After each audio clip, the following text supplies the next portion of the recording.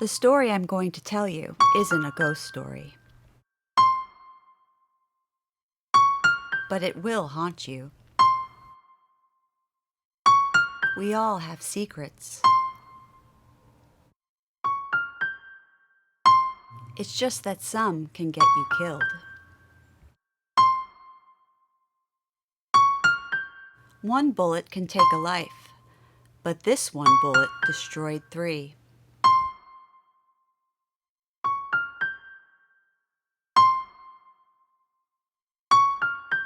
On the night of February 1st, 1922, Taylor walked his friend to her car. She had no idea that she would be the last to see him alive, except for his killer.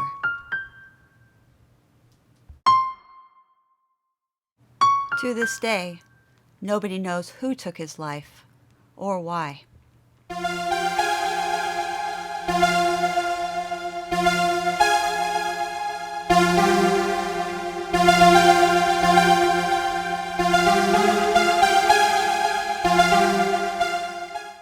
William Cunningham Dean Taylor was born on April 26, 1872 in Carlow, Ireland.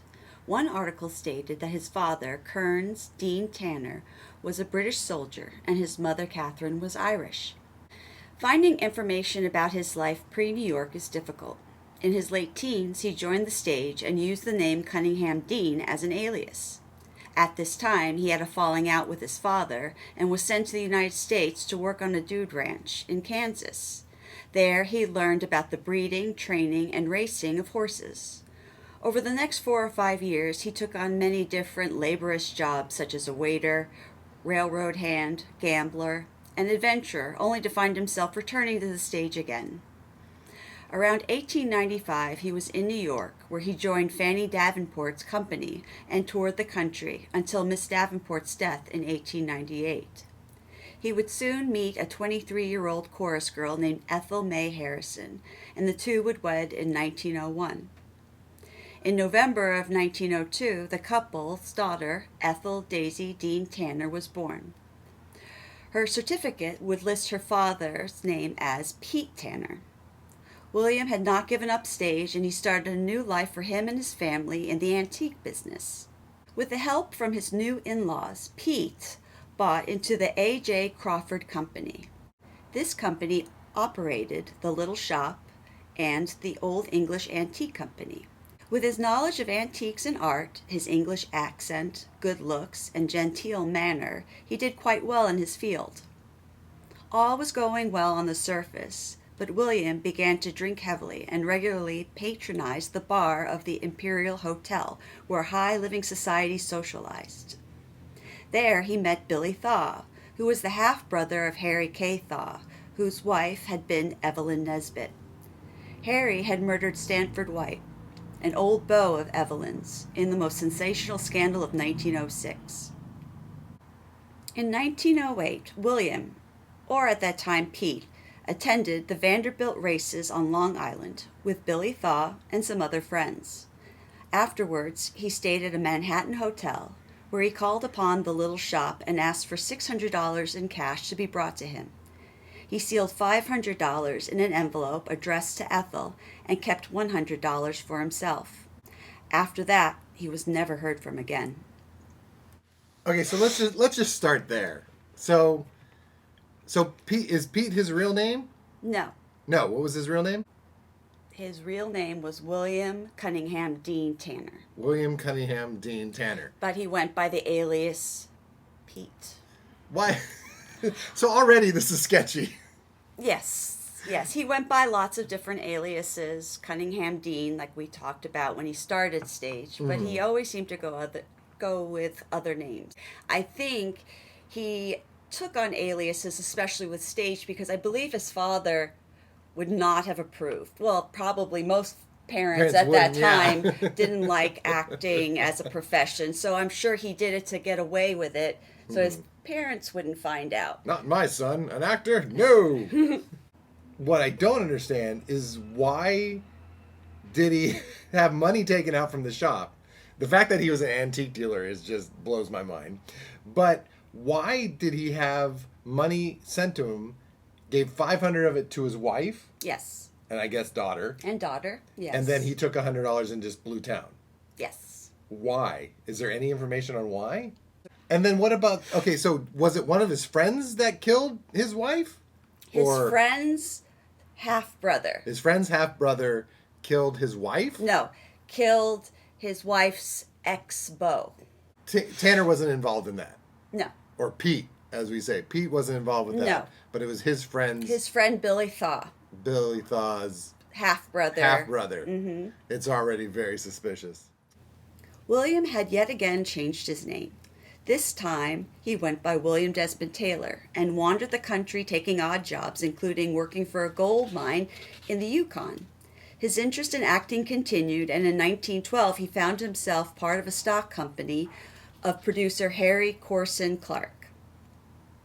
Taylor made his way to San Francisco, California, when he made the decision to go south and work for Vitagraph Company at the In Studio.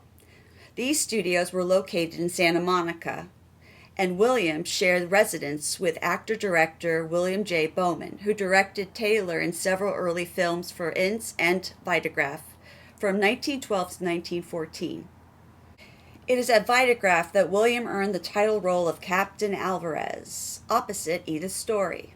He garnered rave reviews, and his star rose. Captain Alvarez was one of the first feature-length films produced in California.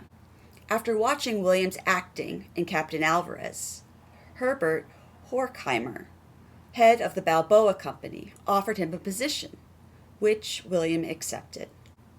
Taylor loved acting, but he wanted to be a director.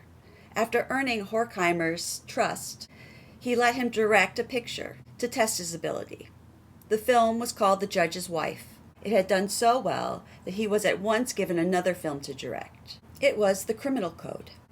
In this, he would also star alongside actress Neva Gerber, who, supposedly, he was dating. They were engaged from 1914 to 1919, and would be his co-star for many other films that he would direct and star. You know, what I really want to do is direct.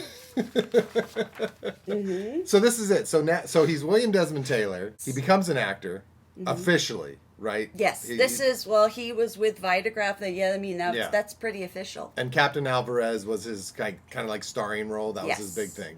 Yes. And he wants to direct. And this other director gives him that opportunity? Yes. Horkheimer? Horkheimer. That is an unfortunate name. Horkheimer. Yeah, he wanted to test his abilities to see if he would be a good director. Okay. And I guess the film did really well, so they gave him more to do. Okay, so he was able to, he clearly made it as a director. Yes. And so he's directing and acting now. Yes. He's directing and acting now. And he's hooked up with his leading lady. Neva Gerber. And they're engaged. Yes, supposedly they were engaged. Okay. In 1914, William would join Carlyle Blackwell's favorite players as producer, director, and actor. His first film that he was fully in charge of was The Last Chapter. Critics and audiences praised the film. He would direct many more films for the company, all with great success. In 1915, William accepted an engagement with the American Film Manufacturing Company at Santa Barbara as producer of feature films. At this company, he would take over the remainder of the 30-chapter serial titled The Diamond from the Sky, starring Lottie Pickford, Mary Pickford's sister. The original director, Jacques Jacquard, resigned from the company to go to Universal. Taylor took over around chapter 10 of this serial. It was an exhausting project, not only to produce, but direct an episode every week. He vowed not to put himself through that horror again. Taylor moved to directing for Bosworth, Inc., which was founded by Hobart Bosworth and Frank A. Garbett. Bosworth would leave the company in 1915, and the name changed to Paulus Pictures. It was located at 201 North Occidental in Los Angeles. Many of Taylor's Paramount films were made at this studio. It was here Taylor directed Davy Crockett, starring Dustin Farman. In September of 1916, Paulus Pictures and the Oliver Morosco Photoplay Company merged with Famous Players Lasky Corporation, headed by Adolf Zucker. Shortly after the merger, Taylor entered a deal to work for Fox Studio. Dustin Farnham, who was directed by Taylor in 3 films, was approached to join Fox, but he would not join unless his leading lady, Winifred Kingston, and his director, William Desmond Taylor, were brought over too. Together, all 3 moved to Fox, but in early 1917, Taylor would resign from Fox after only producing 1 film. Okay, so now he's resigning from Fox after 1 film. Yes. It seems like he had a pretty good deal going on, right? Mm-hmm. Like his friend, I guess, and leading man requested that he come with him. Mm-hmm. He was very much in demand, it seems. And it sounds like a lot of the people he worked with, they really, really enjoyed working with him. So, I mean, why wouldn't you want to bring the person who makes you look good with you, right? And if you have that star power and can do that, great. But why would he leave? I mean, he did 1 picture and then he left. I mean, do you think it was just because of a better offer, or? It could have been. It could have been something. It could have been. It just seems like he just is constantly on the move. Yeah. Well, I mean, it was early time of Hollywood where, things were moving and shaking, getting better and better. And, he also seemed like producing, directing, and acting. I mean, that's a lot. So I think maybe depending on what he was working, he just got worn out. Yeah. Or maybe he wasn't happy with the studio. I'm not sure why. It said that he also was kind of like in charge of his own editing. Like he wanted to be the one to actually work on the film. So I don't know if it was at this time, but I mean, it sounds like he was he wanted to control everything that he was working on to make it the best it possibly could. I see. Okay. So I think doing all of that would just make you exhausted. Right. Yeah. Well, I mean, he's doing everything himself. Clearly he doesn't trust anybody. That too. Sounds like a Virgo. Okay. So that's really interesting. And also the Palace Pictures. Right, Palace? Yes, or Paulus, Paulus. P-A-L-L-A-S. Paulus Pictures. Paulus. So that's where Occidental Studios is now, right? Yes. So Occidental Studios has taken over Paulus Pictures. Well, I'm sure there's a lot of other things before it, but that's it's still there, Occidental Studios. Yes. Okay, that's very cool. Mm-hmm. Taylor would return to Paramount, where he would remain for the rest of his career. In the fall, Taylor began directing Tom Sawyer, starring Jack Pickford. Taylor would go on to direct Jack Pickford in The Spirit of 17, Jack and Jill, Huck and Tom, His Majesty Bunker Bean, and Mile a Minute Kendall. Next, Taylor would direct the last of the famous Pickfords, Mary Pickford. Films including How Could You, Jean?, Joanna Enlists, and Captain Kidd Jr. for Artcraft Pictures. Taylor was very busy. Not to mention, he was also the president of the Motion Picture Directors Association. In July of 1918, Taylor's sense of patriotism had him enlist as a private in the Royal Fusilier of the British Army. He quickly moved up the ranks from private to lance corporal in 2 weeks, from lance corporal to corporal in 3 weeks, then sergeant in 5 weeks, to the company sergeant major in 2 months. While in England, he got a lieutenant's commission in the Army Service Corps of the British Army. By May of 1919, he was back in Hollywood, ready to resume his business. In July of 1919, Real Art Pictures Corporation acquires Mary Miles Minter, and her first production under her new contract was working on Anne of Green Gables, with Taylor as director. He was being loaned out to Real Art. Filming took place in New York and Massachusetts. Mary was instantly in awe of Taylor. In an interview from 1923, Mary stated that Taylor always referred to her as Miss Minter. Everyone always called her Mary and treated her like a child, but not Taylor. Taylor would direct Mary Miles Minter in a few more films: Judy of Rogues Harbor, Nurse Marjorie, and Jenny Be Good. He was supposed to direct all 20 of her films, but he had signed a new contract with famous players Lasky, where he would make his own productions for Paramount Artcraft. His new contract now calling for top billing, as did Mary's contract. Okay, so I'm just going to say it. I don't think patriotism had anything to do with him joining the army. I think that was his way of having a vacation. That's not a vacation I would want. Nor would I, but I mean, if you think about it, he's the director, producer, he's editing and stuff, and now he's the president. President President of the Motion Pictures Directors Association. Mm-hmm. Mm-hmm. I mean, I think he needed a break. I just don't see why. I don't get. I mean, I think things have changed a lot now, but I don't see joining the army after all that stuff, especially with the way your career is going. That just seems so strange, right? Well, I mean, enlist? think about like World War II when all of the actors were enlisting. I mean.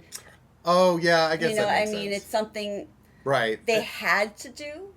I would say I wouldn't say, like they didn't have to do it, but I think that their sense of duty. Sense of duty, and also their fans would expect them to show their love of their country. So it's kind of like they would need to do it. Right. I mean, obviously they probably had a cushy kind of a gig though in the army, right? I don't know. I don't think so. Honestly, I don't think so. 'Cause I think some did. Buster Keaton, did he enlist or was he drafted? He enlisted. He enlisted also during World War One, and wasn't he just like an entertainer? I don't think he actually. Didn't he come back with severe ear damage, like from the you're bombing right, and yeah, stuff like that's that? right. So He I had mean, if hearing he was loss. just there entertaining, I don't see Right. that kind of damage Right.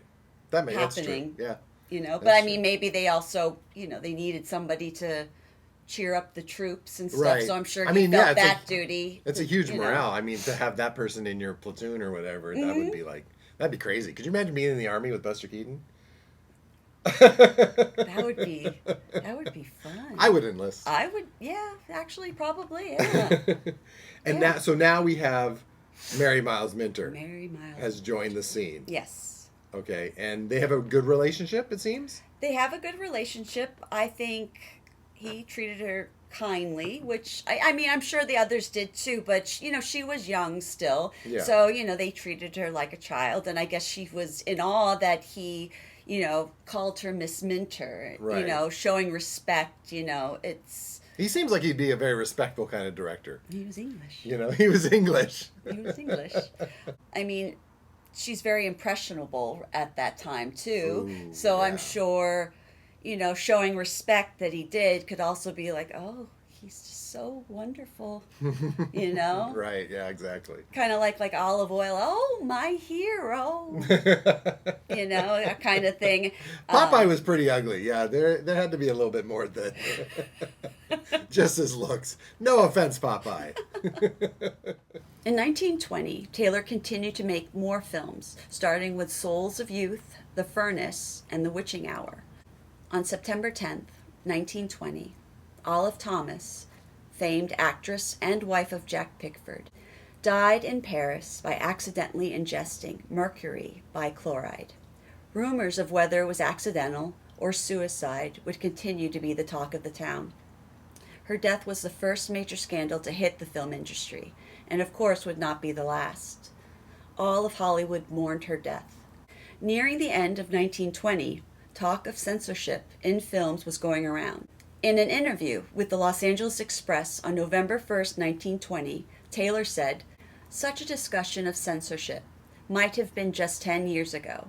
But now, when heads of the motion picture industry have been to every effort to make films which entertain and yet instruct and are of moral value, with my own success is to me sufficient refutation of the charge that the public is being led from the sweet, simple human interest drama to vampires and plays which exploit individuals of doubtful reputations."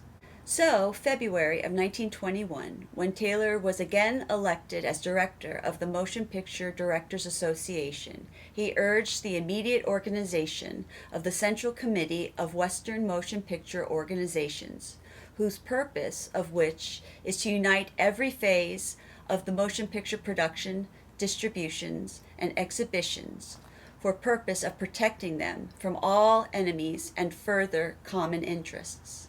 Basically, censorship in films, as well as the fight against the blue law, that was a state statute or ordinance that forbids or regulates entertainment and commercial activities on Sundays or religious holidays. In March of the same year, a resolution was adopted by the newly formed Affiliated Pictures Interests of California to combat censorship. It enlisted all branches of the motion picture industry in California to protest any proposed exploitation of vice and crime that is intended to corrupt the art industry. Okay, first, Olive Thomas dying on my birthday. What in the... Shame on you. So, but this show's not about Olive Thomas, but wasn't Jack Pickford, there was something sketchy about Jack Pickford during that time?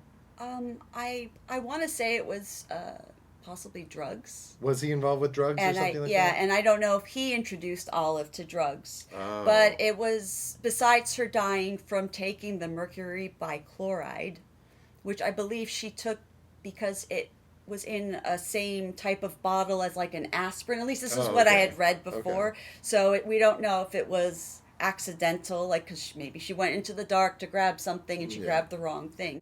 It was one of the first major scandals to hit the film industry. Right. So I think that's why it also hit pretty hard. Right. And I mean, studio heads were always doctoring events of what actually occurred. Mm-hmm. So it could have been suicide. And then maybe they spun it differently. It could have. Or it could have literally just been...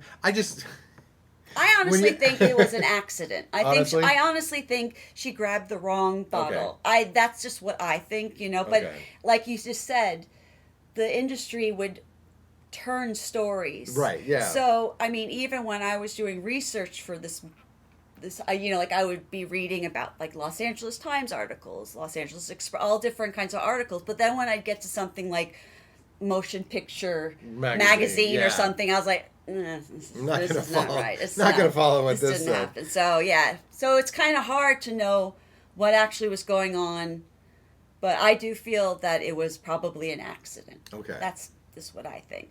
And so from this, censorship starts to kind of creep into the film industry. I think there was worry all the time in film, or not that they were worried, but I think a lot of people had issues with things that were in film. Vampires, Theda Bara, right? You know, I mean, she was considered the vamp. That kind of thing. I think people were very worried that it was going to ruin young minds, maybe, or lead people to the devil. But the motion picture industry wasn't.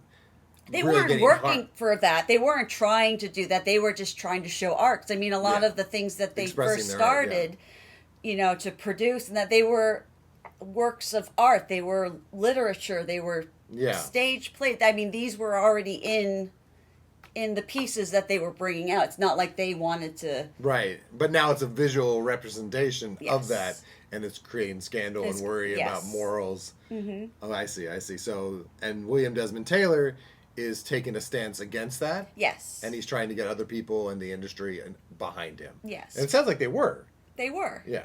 No, I think so. Yeah, because a lot of his work, a lot of them were classics that everyone reads. Like Tom Sawyer, The Huck and Tom. I mean, they were Anne of Green Gables. Mm-hmm. They were big books. He was giving good stuff to the youngins to watch. I mean, it wasn't like anything that's corruptible to them. It was. So he didn't really have anything to worry about with the censorship. I don't think he had anything to worry about at all. But I think the person he was wanted to protect the industry that he actually loved as a whole. Even though his films were not controversial, he was still protecting the other directors, the other content that was being put out there. Yes. Okay, so interesting. So he was taking a stance, even though he wasn't truly affected by it. During this time, Taylor continued to work, directing Sacred and Profane Love, Wealth, and Beyond. In May, Taylor would undergo 2 minor surgeries, and after his discharge from the hospital, he would go on an extended vacation to Europe, where he would recuperate. Some articles stated that the surgeries were for appendicitis, where others spoke of stomach trouble, possibly stomach ulcers. Upon returning from his trip in July, Taylor discovered that his valet and private secretary had stolen $700 worth of clothing, charging nearly $1,000 in merchandise at local departments, and forged a check for $4,500. One of his automobiles, found in the garage, was wrecked, and the $900 Taylor left for upkeep of his place, he told police, was also missing. A felony warrant for Taylor's former employee was issued, and a nationwide search for the man was underway. This employee went by the name Edward Sands. He would soon become one of the major suspects in the Taylor murder, but was never apprehended. There was another major scandal that would hit the film industry this year. In September, Roscoe Fatty Arbuckle was arrested in San Francisco and charged with the manslaughter related to the death of aspiring actress Virginia Rapay. After 3 trials, he would be acquitted, but his career in films would be finished. It would also shine a light on what the public saw as immorality in the film industry.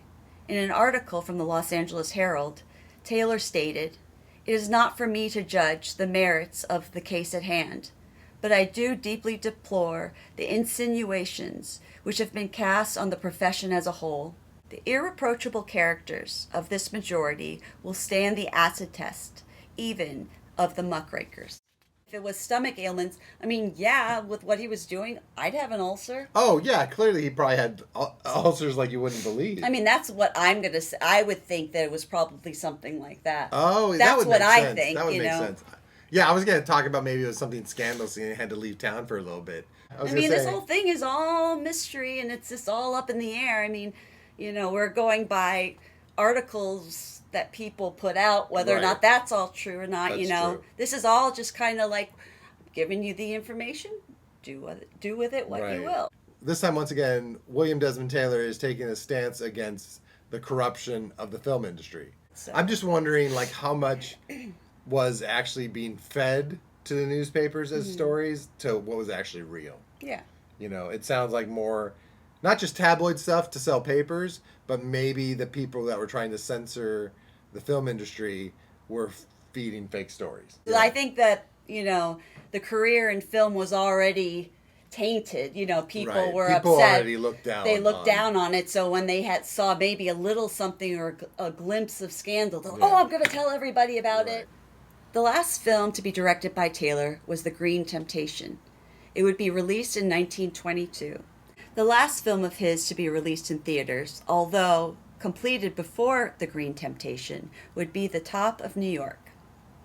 On December 4th, between the hours of 8 p.m. and midnight, burglars entered Taylor's house through the back door. The police found evidence that the burglars helped themselves to food in the kitchen and ransacked the house. Footprints were found upstairs on the bed. They stole jewelry and cigarettes, but overlooked other valuables.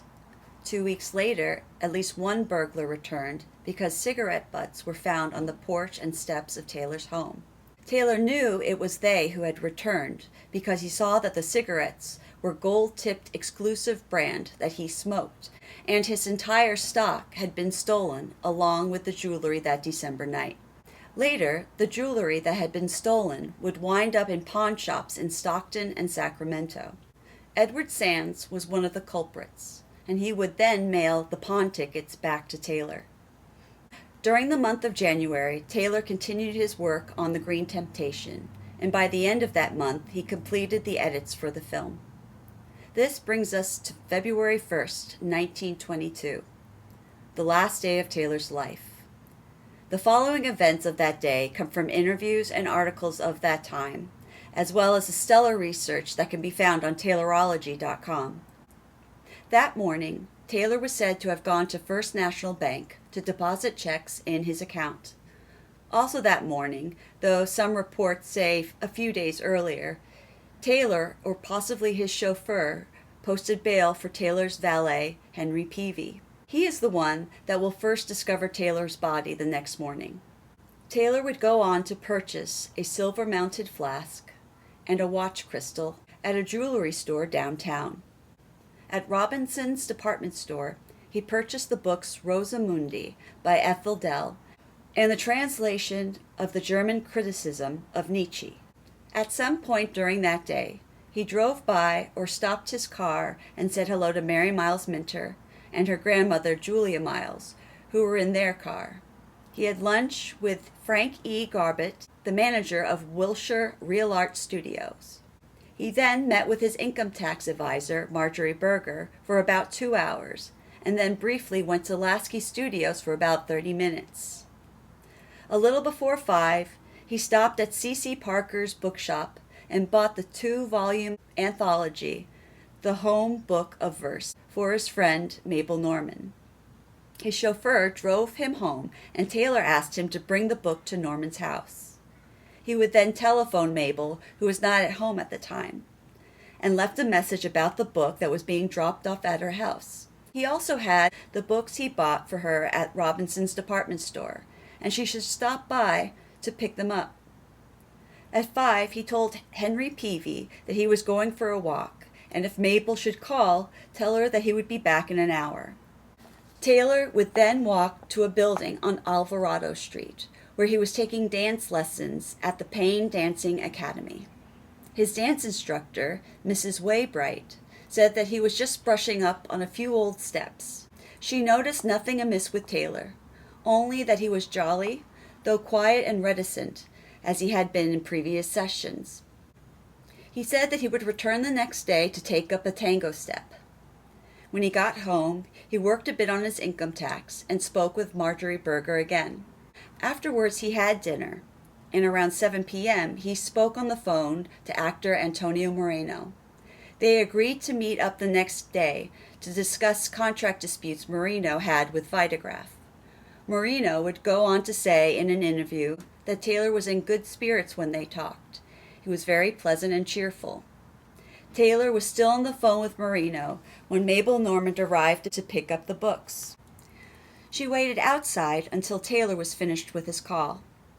These are the statements and interviews Mabel would make regarding the last time she saw Taylor. She stated that after he completed his call, he came out to Mabel and brought her inside. He asked if she had had dinner, and she said she would when she was at home.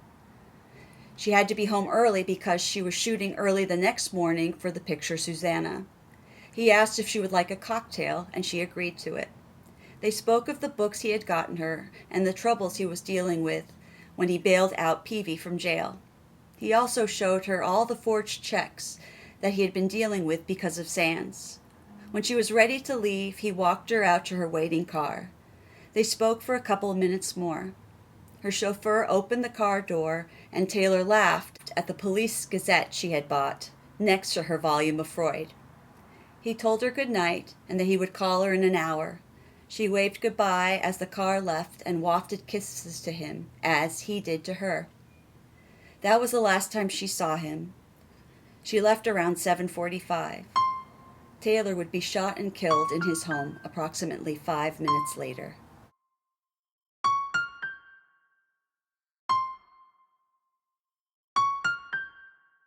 So I feel like we're starting now to see the real behind the scenes of what's going on in Taylor's life. Mm-hmm.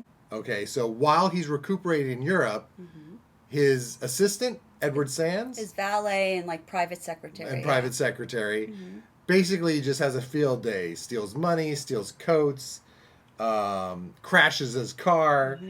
Then while Taylor's back, 2 men rob his house, steal random jewelry, and his supply of cigarettes. Yes. Which seems interesting. And then Henry Peavy finds cigarettes at the steps of his front door. But nothing was stolen? It wasn't stolen. They just saw cigarette butts, and they knew that one of them had returned because Taylor had these special gold tip exclusive cigarettes that were his. I see. He never replaced them, so he knew whoever had smoked those came back. Came back to the house. Yeah, it had to be one of the culprits who stole the jewelry and the stock of cigarettes. But they didn't steal anything. They just came back to the house. Yeah. And then he finds out that Edward Sands was one of the culprits because Edward Sands mails him back the pawn shop receipts for the jewelry that he stole. Yeah. And not even just that.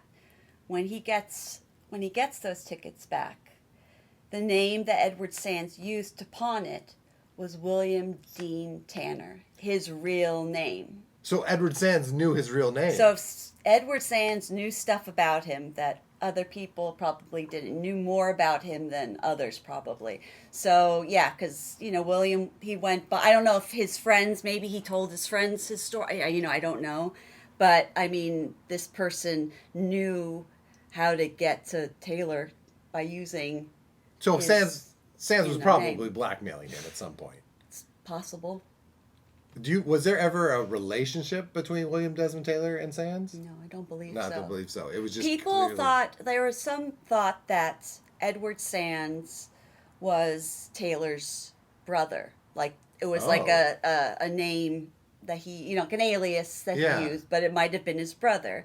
But I think other research that's been done said it's not. It wasn't. Okay.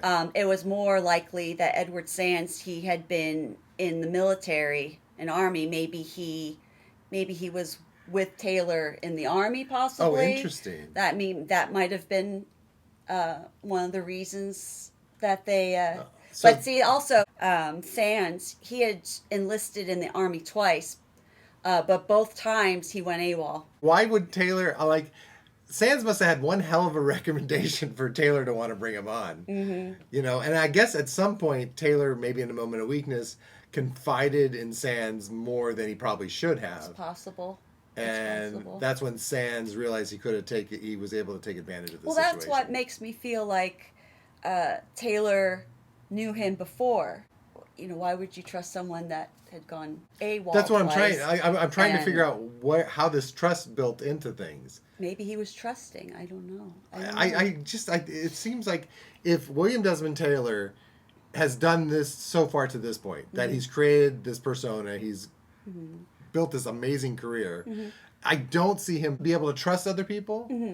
Like, it seems like such a stretch. Yeah. And I kind of like the idea that Sands was maybe his brother, but I guess it doesn't pan out. It makes for a good story, yeah. But it makes for a really good story. His relationship with Mabel Norman, who they're just friends. Well, there's talk that maybe they weren't. I believe when she gave her statements, she said that it was not that kind of love. It was a love of friendship between each other, whether or not it had been something else.